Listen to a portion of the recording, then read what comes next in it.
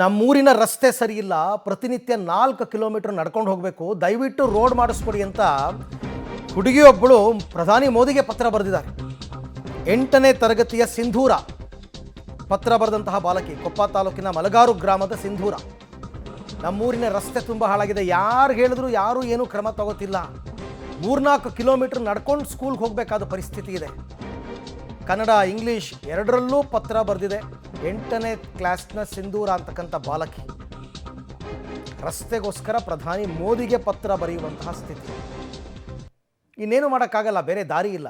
ಇವತ್ತಿಗೂ ನೋಡಿ ಇಂಥ ಊರುಗಳು ನಿಮಗೆ ಚಿಕ್ಕಮಗಳೂರು ಇಂಥ ಭಾಗದಲ್ಲಿ ಸಿಗುತ್ತೆ. ಇಂಥ ಊರುಗಳು ಕುಗ್ರಾಮಗಳಿದೆ, ಬಸ್ ಸಂಪರ್ಕನೇ ಇಲ್ಲದೆ ಇರತಕ್ಕಂಥ ಗ್ರಾಮಗಳಿವೆ, ಇನ್ನೂ ಇವತ್ತಿಗೂ ಇದೆ ಚಿಕ್ಕಮಗಳೂರು ಡಿಸ್ಟಿಕಲ್ಲಿ. ಅದೊಂದೇ ಅಲ್ಲ, ಬೇರೆ ಬೇರೆ ಡಿಸ್ಟಿಕಲ್ಲಿ ತುಂಬ ಕಡೆ ಇದೆ. ಆ ರೋಡ್ ಪರಿಸ್ಥಿತಿ ನೋಡಿ. ನಮಸ್ತೆ, ನನ್ನ ಹೆಸರು ಸಿಂಧೂರ. ಶಾಲೆ ಹೆಸರು ಸರ್ಕಾರಿ ಪ್ರೌಢಶಾಲೆ ಲೋಕನಾಥಪುರ, ಊರ ಹೆಸರು ಮಲಗಾರು, ಕೊಪ್ಪ ತಾಲೂಕು. ಎಲ್ಲ ಸೇರಿಕೊಂಡು ಟೀಚರ್ಸ್ ಹತ್ರ ಎಲ್ಲ ವಿಚಾರಿಸಿ ಪತ್ರ ಬರೆದಿದ್ವಿ. ಪತ್ರ ಬರೆದು ಪ್ರಧಾನಮಂತ್ರಿಗೆ ಒಂದು ವಾರ ಎಲ್ಲ ಆಗಿದೆ. ಆದರೂ ಯಾರೂ ನಮ್ಮನ್ನು ನೋಡೋಕ್ಕೆ ಅಧಿಕಾರಿಗಳು ಬಂದಿಲ್ಲ. ನಾವು ಅಡ್ಡಾಡಬೇಕಂದ್ರೂ ತುಂಬ ಸೇಫ್ಟಿನೂ ಇಲ್ಲ. ಇವಾಗ ಏನಾದರೂ ಆರೋಗ್ಯ ಸರಿ ಇಲ್ಲ ಅಂದರೆ ಇವಾಗ ಎಮರ್ಜೆನ್ಸಿ ಇದ್ದರೆ ಆಂಬುಲೆನ್ಸ್ ಎಲ್ಲ ಬರೋಲ್ಲ. ಆಸ್ಪತ್ರೆಗೂ ನಾವು ತುಂಬ ದೂರ ಹೋಗಬೇಕು.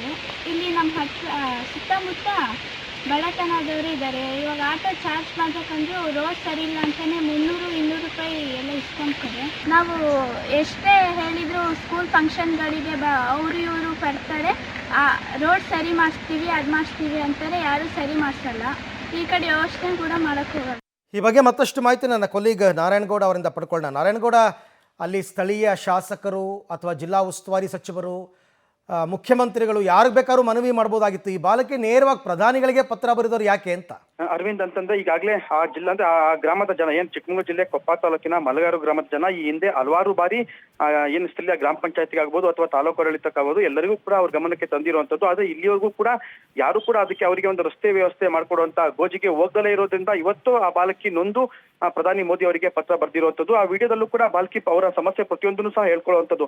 ಅಂತಂದ್ರೆ ಯಾರಿಗಾರ ಆರೋಗ್ಯ ಹದಗೆಟ್ಟಂತ ಸಂದರ್ಭದಲ್ಲಿ, ತುರ್ತು ಸಂದರ್ಭದಲ್ಲಿ ಕಡೆ ಪಕ್ಷ ಆಂಬುಲೆನ್ಸ್ ಕೂಡ ನಮ್ಮ ಗ್ರಾಮಕ್ಕೆ ಬರೋಕೆ ಆಗೋದಿಲ್ಲ.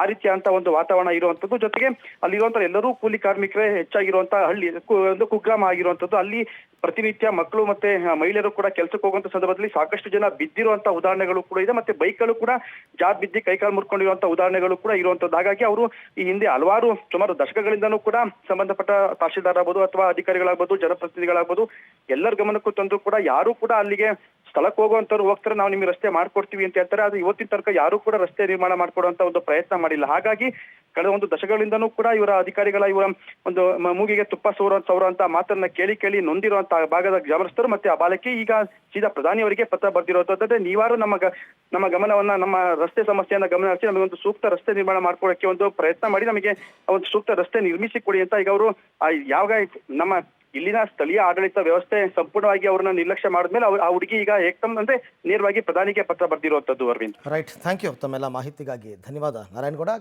ನೋಡೋಣ ಆ ಕಡೆಯಿಂದ ಪ್ರಧಾನಿ ಸಚಿವಾಲಯದಿಂದ ಏನಾದರೂ ರೆಸ್ಪಾನ್ಸ್ ಬರುತ್ತಾ, ಇವರ ಮನವಿಗೆ ಸ್ಪಂದಿಸ್ತಾರಾ ಅಂತ ನೋಡೋಣ.